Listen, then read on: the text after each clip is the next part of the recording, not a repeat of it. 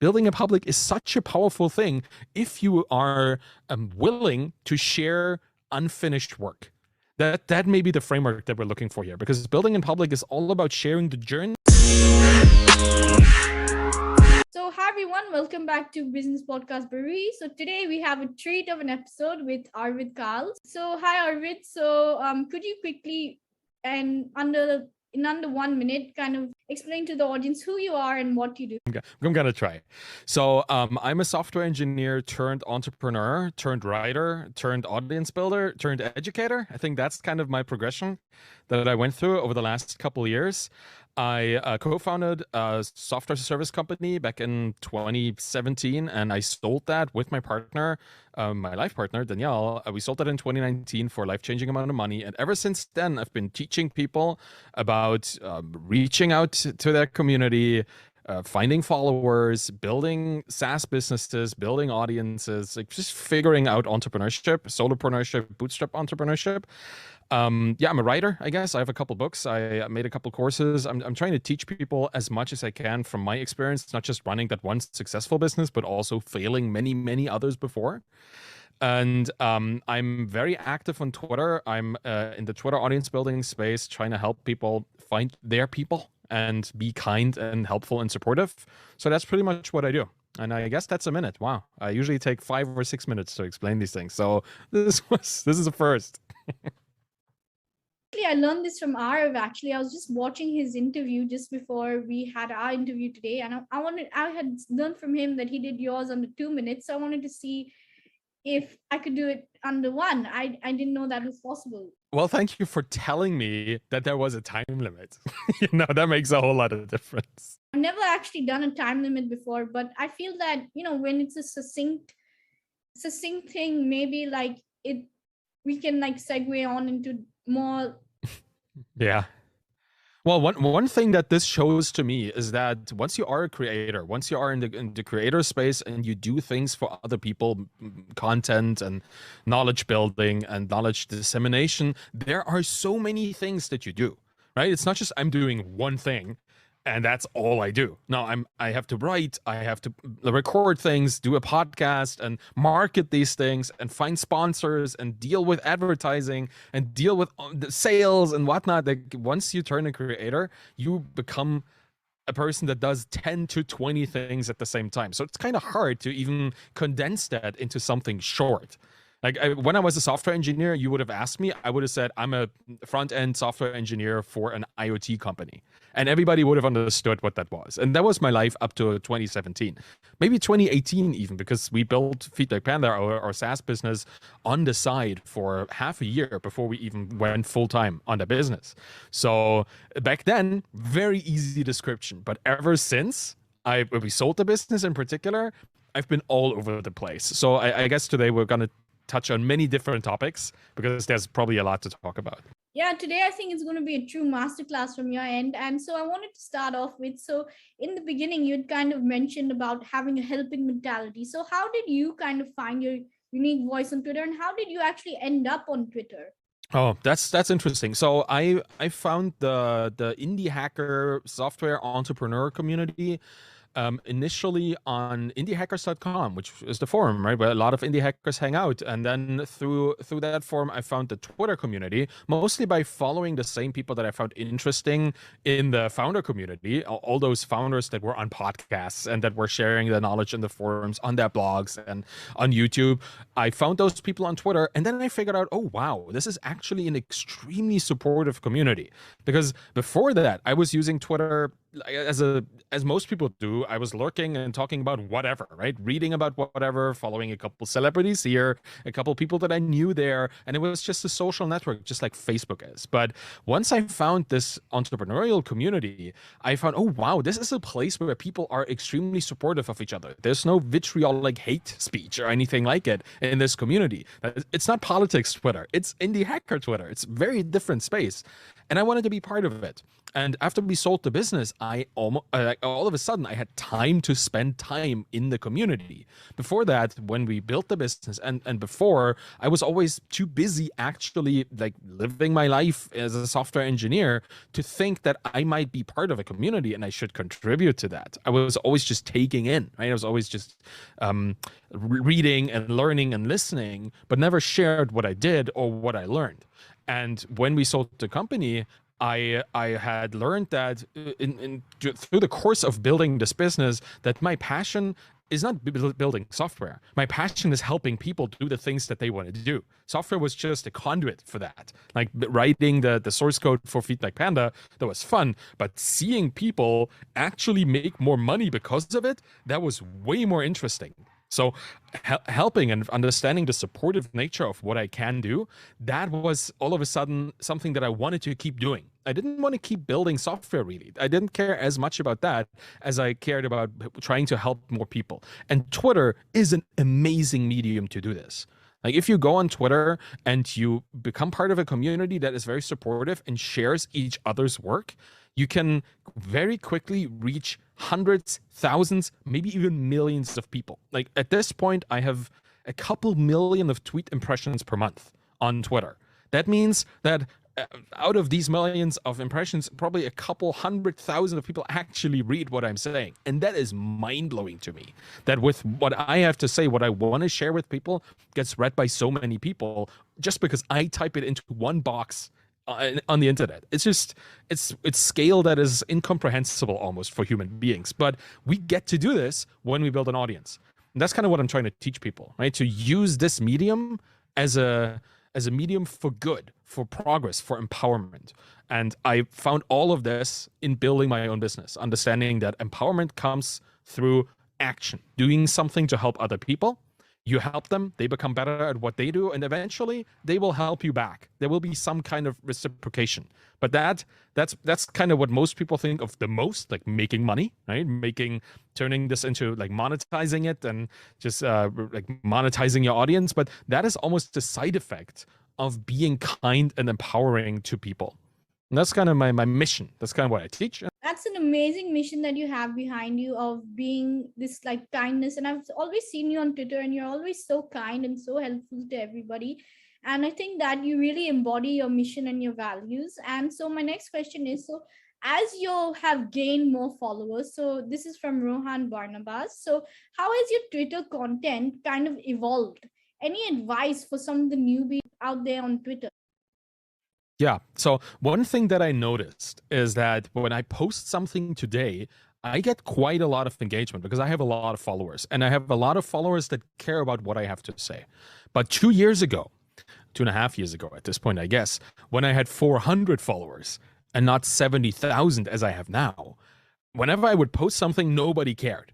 And that's not just because nobody wanted to see what I wrote. It's because nobody saw what I wrote, right? If you have a couple hundred followers and you write a tweet, then only a fraction of your, like my example, 400 followers, maybe just 50 of them would actually see what I wrote in that timeline, because I'm not the only person they follow. There's a lot of other stuff that ranks higher than me, particularly when I have just 400 followers. So when I would write things, nobody would read them, nobody would engage. And I would be sad because I thought nobody cared. But obviously, it wasn't that nobody cared. It was nobody could even care about it because nobody saw it.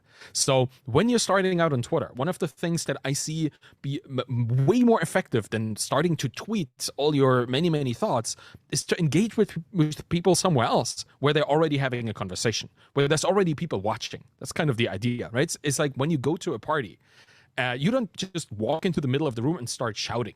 Nobody does that. I mean, some people do it, but they're probably very drunk. You know, it's probably not the right people to follow.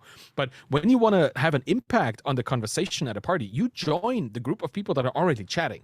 You stand there, you listen to what they are talking about, and then if you have something meaningful to say, you start contributing. And all of a sudden, you're part of a conversation. And you're part of a conversation with a lot of people because there's a group of 10 people standing around you, and now 9 of them are looking at you. Right? That is the idea on Twitter. You don't just walk into the middle of the room and yell. You don't shout. You go to where people are chatting and you engage with them. That means if you're starting out on Twitter, you won't be tweeting much by yourself, most of the things that you should be doing is just engagement, going into conversation, replying, or retweeting with a quote tweet, or inviting somebody else into the conversation. Anything that is a contribution to the existing conversation is going to be much better than your thoughts on whatever topic you may have in the beginning. And over time, this behavior attracts people that find you interesting because you're nice. They find you interesting because you're smart, because you are a contributor, because you are more interested in contributing to another person's conversation than starting your own. And this, like at a party, attracts people to you because you're not selfish, you're selfless, you're helping, supportive. And that behavior will then grow your own following, and then those people will want to hear from you. So over time, you will ramp up your own content, your own thoughts, and you mix it with the engagement that you already do, because that is just a nice thing, a nice way to find new people to follow for you and to follow you. So that ratio shifts over time. But I have seen a lot of success with just focus on almost a 100% focus on engagement and barely any tweeting in the beginning, and then shifting it towards more of an equilibrium, kind of a balance, like a 50-50 or a 60-40, whatever you want to do between engagement and content. But that is kind of, that would be the one thing, the most important thing on Twitter as a platform. And I think that is also true for any other platform, LinkedIn or Facebook or whatnot. If you go to where people are already having a nice, friendly conversation and you are equally nice and friendly, you're going to be part of the pack much quicker than if you try to attract people out of nowhere. I think that was a very powerful point. And those last 3 points on contributing, being selfless, and responding where the conversation is happening is amazing. And I think you perfectly embody that, because you have 60,000 followers, but yet you still are always interacting with your audience. You're always retweeting, you're always sharing, and you're always having such a kind voice. And just, I think that's kind of a secret sauce to your growth. Yeah, I agree. And I do this consciously and intentionally because, first off, I like the people that I follow. And I follow a lot of people, but there are a lot of founders out there building a lot of interesting things. There's a lot of really interesting creators making really, really meaningful stuff. And all of these people deserve to be followed. And that's why I follow, 13,000 people at this point? That's a lot, but it's also a lot of good stuff, because the Twitter algorithm, as weird as it may be and as hard as it may be to predict and understand, it does surface the most interesting things depending on who you follow. And if you follow the right people, and maybe the most important part, if you don't follow the wrong people, you get to see the interesting and community-centric content. And that's what I see. Like when I open my Twitter feed first thing in the morning, I see 5-10 conversations about people helping each other, or somebody having success and other people celebrating them, or somebody seeing failure and other people consoling them, helping them. That's what I see in my Twitter feed, because I exclusively follow people who would write that. I don't follow people who wouldn't. So that makes it very easy for me to engage with these things, because those are the things that I want to see to begin with. And maybe more on the business side of things, like I have a media business, right? I wrote books, I sell books. I created courses, I sell courses. I have a blog that has a newsletter, that has sponsors. That's how I monetize the whole thing. There is advertisement and product sales. So to do this, to be able to do this, I have to come up with interesting things that people want me to tell them, because they themselves don't have the time to find them, or they don't have the resources or the expertise, and they just want somebody else who has some sort of knowledge to tell them what it is. And for that, I need to understand what's going on in the community, right? And for that, I want to be part of the community, because otherwise I wouldn't know. So it's kind of a almost a business self-preservation thing for me to be part of this, because that's where I get my weekly writing ideas, my weekly podcast, my newsletter, and my YouTube things. They all come from within the community, because you can be quite sure if somebody talks about a topic and a lot of people start talking about it, a couple weeks from now, or maybe this week, I will voice my opinion about this in some way, because I know people are already, it's validation. It's like with any business, right? You want to validate that there's a problem. You want to validate that your solution is good. You want to validate that there's enough people to pay for it. It's the same with content. As a creator, you want to validate that it's interesting to people, that there's enough people that this might actually resonate with, and that the thing you talk about has some meaningful way of contributing to the ongoing conversation. So that's kind of how I see my my own engagement with the community is not just because I'm a nice person. I hope that I am, and I hope that it is reflected in what I do, but it's also the way that I keep engaging with the meta discussions and all the topics of conversations in the community, because quite frankly, I find them interesting and I want to contribute to them. That's amazing. And I think the biggest takeaways for the audience today are to have a curated following and engage with meta discussions. So Bob De Pascal asks you, so you had mentioned previously about your book, Zero to Sold, and a couple of other ways that you monetize. So what was your favorite book or favorite product that you created? Huh. Wow, that's like choosing your favorite child. But I think Zero to Sold in some way is the very first thing I ever did as a creator. Right? I mean, I started a blog, which was cool, and it was fun to write on a weekly basis, but I never thought I was a writer. I just thought I was a guy who blogged kind of at that point, right? Before I started writing the book. And the way Zero to Sold happened was I wrote several blog posts. There must have been dozens at that point. I started writing on my blog in November 2019, and somewhere around January, a couple months later, people told me, "Hey, all the things you wrote, they are really cool, but I see that there's the structure to this. This could be a book." And I was like, yeah, it could be a book. I never thought about this. And then I started writing the other chapters for the book that I saw it should be, and that is what the book turned into. Like, I didn't set out to write a book. I just set out to blog every week to keep myself accountable and to do something after selling the business, because we both, like Danielle and I, we both fell into a void after we sold the business. All the meaning that we had, all the joy and passion that we had in helping these online teachers with our software as a service business, that was not done by somebody else. And we had no more way of finding our passion in our work because we had no business anymore. So we fell into this, what am I going to do kind of situation. And I quickly started writing. And that kept me going. So I started the blog out of coping with not having anything to do. And the fact that that turned into a book that is now so distributed all over the world. People recommend this to their peers. They recommend it to their colleagues. It's mind-blowing. I think I recently checked on Amazon, where I sell this through their Amazon KDP self-publishing arm. I think I sold almost 7,000 copies of Zero to Sold on Amazon alone. And then there's the audiobook, and then there's Gumroad, where I also offer as a PDF or EPUB or whatever, right? Because I want to enable people to buy the book in whatever shape or form. And some people don't have Amazon because they don't live in one of the 8 countries that Amazon supports, which is also weird, the fact that there's with all of this, like 10,000 people that bought my product that I didn't even set out to write, but had the knowledge to do, and now find the feedback and resonance so strongly positive. That is probably one of the most elevating moments of my life, because first off, I'm German, right? English is my second language. So writing a book in a second language that people don't hate already feels like an incredible accomplishment to me, because so many people try and barely anybody ever sells a copy. What's the saying? Like the median number of sales for any book is like 100. Like that's like the middle. That's the average or median, I guess. That is substantial to know that I have sold 100 times that.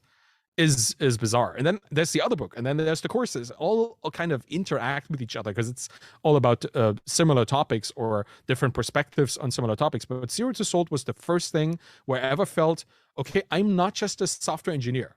This is not the box that fully encapsulates me. I should be in multiple boxes, or maybe I shouldn't be in any boxes at all. Maybe I'm not just an engineer or a creator or anything. Maybe I'm just a person that also likes software engineering and creation and writing and entrepreneurship.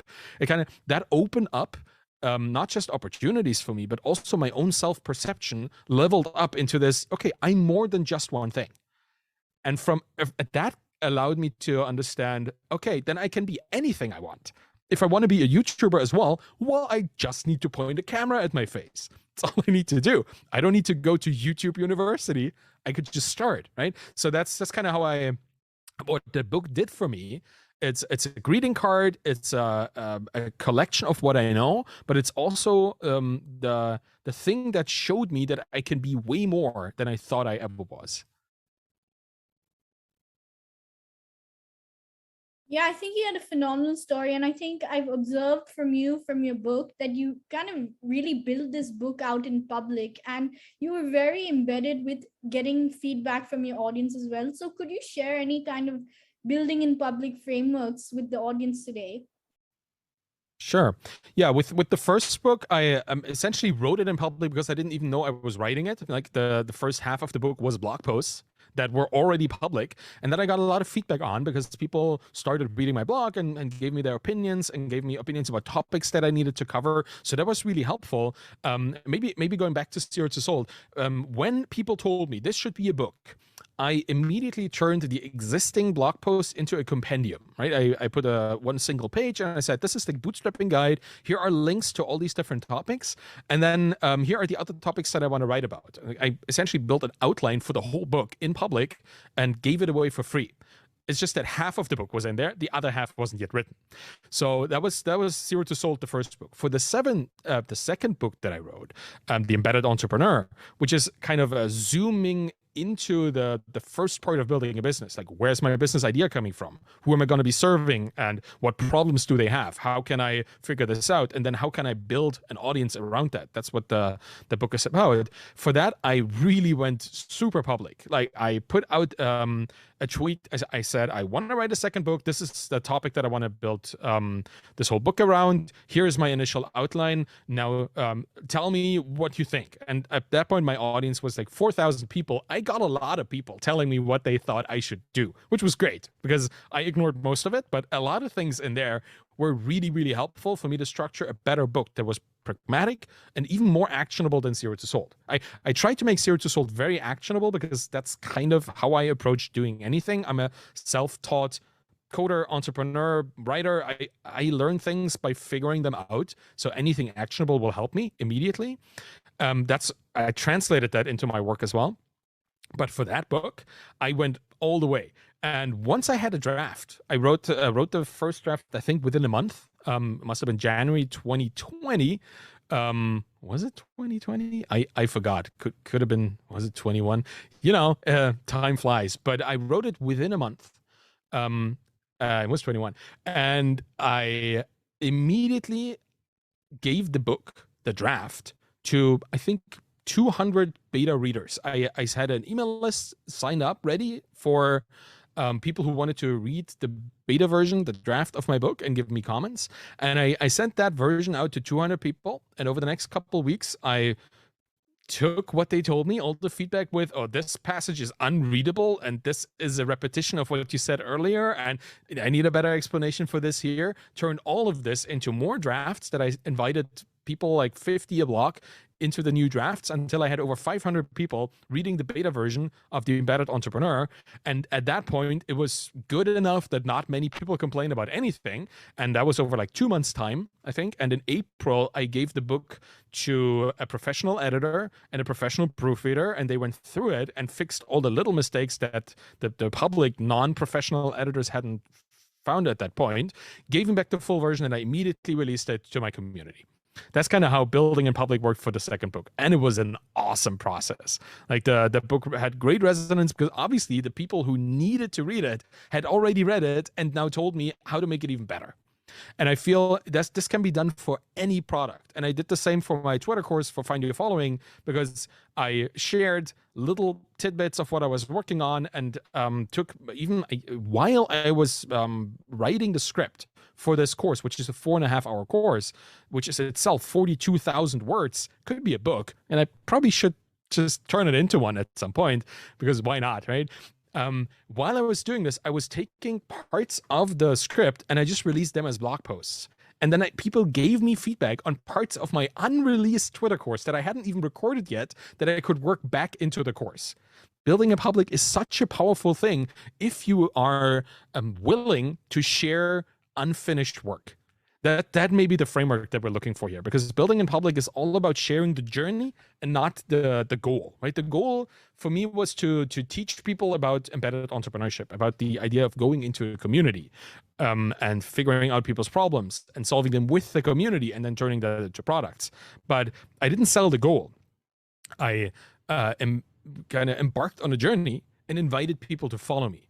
And that created a lot of feedback cycles. Like I said, I got a lot of really good feedback on the product itself, but it also created interest in the product and people talking to other people about a product that wasn't even done yet, but they knew about it because I was sharing updates and I was sharing like little steps and experiments that I did along the way.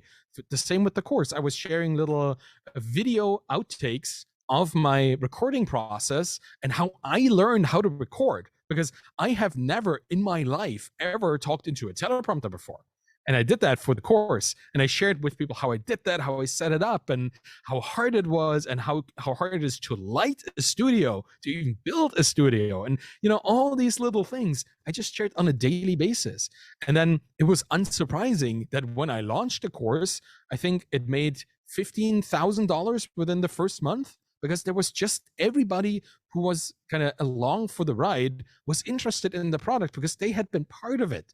They'd contributed to the overall conversation around the product. So I was ready from the beginning to share whatever I experienced, which is the number one thing you need to know about building in public. No matter if it's great, a success, a horrible failure, a tiny learning, where sometimes you just learn about particular shortcut in a particular tool. Like, oh, I didn't know that I could take a screenshot of a part of a window with like Shift Command 3 or something. That may be super boring, but if you share this in the context of building things, then all of a sudden you're teaching. You're not just talking about your product. You're teaching other people how to do their own stuff. And even if it's the most minute, boring thing, it still is valuable to the people that follow you along your journey. So being willing to go there and share anything, all the little things, that creates this constant narrative, this ongoing exploration of your journey that people are super involved in because they invest in it. They invest their interest, they invest their time and their energy and the hope that it becomes a great product, and they will help you make it happen. They will give you feedback to make it even better. So that's my long-winded version of a building in public framework, because it's all about involving people, making them feel heard, giving them the opportunity to invest in you and your journey, and then receiving something meaningful back from their contribution to your journey, because you share what you know and they will make sure that it's the best it can be. Stressed the importance of community building throughout this episode, as well as you've also stressed the importance and the amazing power that Twitter has. So my last question to you is more along the lines of Feedback Panda, which you had discussed in your introduction. So question to you is, so if you started Feedback Panda again, would you take VC money or would you just bootstrap it? And what's your take on founders looking to raise VC money in a somewhat market condition that isn't very promising? Yes. Wow. What a question. It's always it's easy to connect the dots in retrospect, right? When I look back at my journey with Feedback Panda, I look at it and I say, oh, apparently we've done everything right. We were there at the right time, the right market, with the right product, with the right go-to-market approach, with the right marketing approach, with the right community approach, with the right product capabilities. And we sold it just at the right time for us because it was a life-changing amount of money. Right? It changed our lives forever. We're financially independent, which we definitely weren't before, and we can now use both the financial outcome and the reputational outcome of building this business for whatever we want to do. So honestly, looking back at it, I would just bootstrap again because we owned the business. And I think that allowed us to make a couple choices that having VC money in the business would not have allowed us, because we could just stick with our niche and be happy with a business that had made only, scare quotes, $55,000 a month with 2 employees, which was me and Danielle. We had no other employees. So after taxes and after all the expenses, that still leaves us with a solid 5-figure monthly income for 2 people, right? That was good enough. Like, I didn't need more money. That was already great. And I owned the whole thing. Like, we both owned 50% of that business. Nobody else could tell us what to do. It was completely our choices to make and our strategies to come up with for how we would expand or not expand the business. Now, I've worked for and within VC-funded businesses before. So I know the pressures that money can put on a business, right? Because if you have to fulfill your obligations to shareholders and investors, then all of a sudden your choices as the owner or as the leader of the business, if you're just a CEO but you don't own the business, all of a sudden they're not aligned with your own personal financial stability goals anymore. They're aligned with the financial gains goals of your investors. And for us at Feedback Panda, that probably would have meant a couple things. We probably would have expanded into different markets because we would have needed to de-risk the business by going out of the Chinese educational market into the Malaysian or the Japanese educational market, or into the American educational or Indian educational market. There would have been a lot of pressure for us to go sideways and up and down, right? To figure out where are the other markets that our product can serve. With the bootstrapping approach, we didn't really have to do it. We found a really nice niche. We put ourselves in there. We got most of that market share, really, because we were there at the right time in the beginning, and there wasn't any meaningful competition because we had a really great product and nobody wanted to clone it for some reason, which was great. But if you have other people that have like these hockey stick growth expectations, because VC money is this, right? Your business needs to make money for 100 other businesses that fail. That is not what Feedback Panda, I would have not wanted Feedback Panda to be this for other businesses, because we would have needed to turn it into something that it wasn't supposed to be. So no, I probably would not want VC money. I would bootstrap. However, and we're talking about economic downturns and recessions and taking money, obviously it's always better not to use your own money when there's risky times ahead, right? That's kind of why people like the VC model, because they can just get risk capital that people already think is probably not going to come back to them. So for that, I guess I can understand why people would want VC money. But with that money, and that's why I say this, comes the expectation of you trying to do as much as you can to 100x, 1000x, 50,000x that amount of money. So particularly now, going into a recession or going into a situation where it's unclear if consumer behavior is still going to be the same next year as it is today, maybe that risk is more risk than you're actually willing to take. And of course, this is neither financial nor investment advice, because everybody has to make their own choices here. But I personally would try to stay away from VC money as much as I could. Bootstrapping is still an option. And one thing that many people don't even have on their radar, there are bootstrapper-aligned funding options out there. Right? It's not that you need to raise VC money to get funding. There are many companies, many funds out there that are focused on bootstrap businesses because they understand we don't need to give them millions and millions of dollars. We just need to make it easier for them to hire their first couple employees, or to do the marketing push into this market to establish themselves as a niche player. And that could be $50,000, $250,000, doesn't need to be 20 million. There doesn't even need to be around, right? You don't need to raise a seed and then an A, a B, C, D. It doesn't need to happen. You just might need that one push, and then your business might just grow sustainably and calmly over time. And at this point, I guess I have to mention that I am a limited partner in the Calm Company Fund, which is a fund that does this. I just want to make it clear that I'm invested in this. But there's companies like Tiny Seed out there that are an accelerator for bootstrap businesses, or there's many other small VCs, right? These kind of niche VCs that don't have the venture capital Uber or Airbnb style business in mind. They want a portfolio of many small bootstrap businesses, and then they finance them with small cash injections, and many of them don't even take equity. They just have this kind of income or revenue sharing agreement. There are many ways that are not necessarily VC money. I know I'm kind of droning on about this now, but I just want to make sure that, because in some countries, and Germany is one of them where I'm from originally, and India is one of them too, many people perceive startups to be either VC funded or they're really bad. There's only these two extremes, right? Like bootstrapping, not a good idea. Don't put your money in there. Get somebody else's money. There's a lot of that thinking still. In the States and Canada, it's different. People start to understand that bootstrapping is a veritable way of building a business, and you don't have to build the world's biggest business to be successful. That is now coming more into the social focus. But in some countries, the old way is still like a lot of money or no money at all. So trying to make sure that people understand that bootstrapping is a viable way, and there are means to, get started without having to take massive amounts of cash. Perspective, and I love your take on why you will still continue to bootstrap versus get VC money. That was, and also your ending point on resources as well for bootstrappers out there to at looking at alternative VC funding methods which aren't exactly VC funding. Awesome. Thanks very much for the discussion today. It was an absolute pleasure to have you on the show.